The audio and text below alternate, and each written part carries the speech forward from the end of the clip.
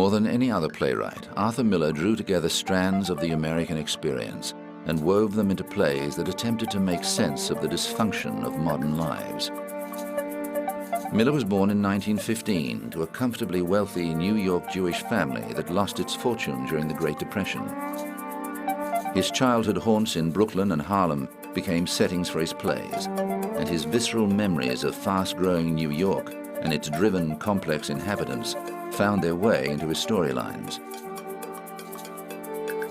Miller's breakout work was the 1947 play All My Sons, about the moral failings of a father that fracture a family. He followed this up with Death of a Salesman, a sparse masterpiece documenting the disintegration of Willy Loman's pursuit of the American dream, which won a Pulitzer Prize in 1948. Salesman's success gave Miller fame and fortune, but this was threatened by the House Committee on Un-American Activities' search for communists. Like many intellectuals, Miller had attended communist meetings in the 1930s and knew others who had done the same. Miller was forced to testify before the committee, but unlike his friend Elia Kazan, he refused to give information about any other people. His deep disillusionment with the vindictive forces that drove the hearings led him to write one of his greatest works, The Crucible, about 17th century witch trials in the Massachusetts town of Salem. The contemporary parallels were obvious. Miller's profile increased greatly in 1956 when he left his first wife to marry Marilyn Monroe, who was at the height of her fame. She converted to Judaism before the marriage.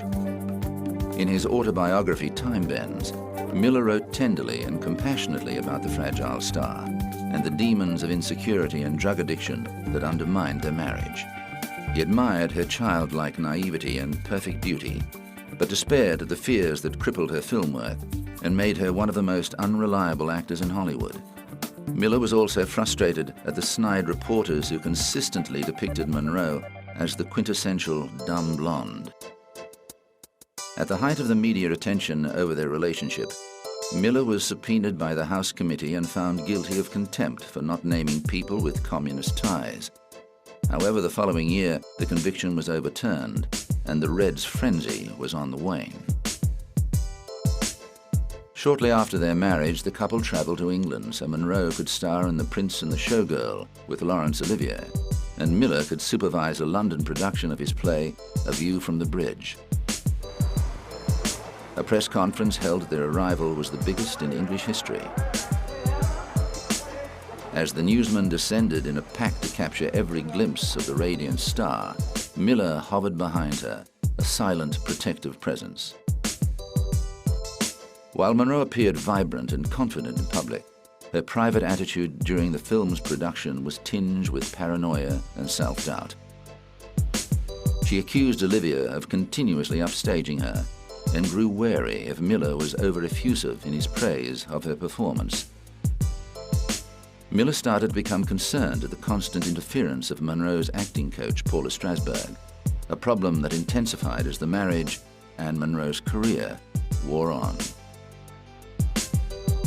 Monroe discovered she was pregnant when the couple returned to America, but sadly she suffered the first of 2 miscarriages.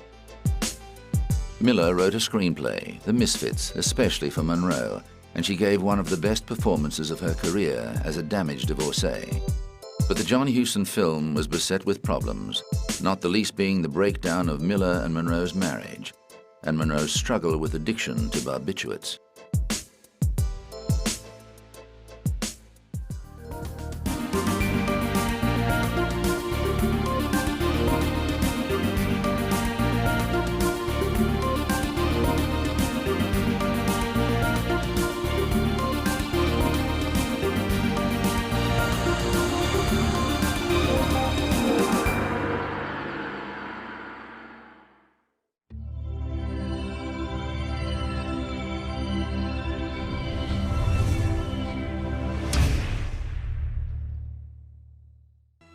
Three, two, one.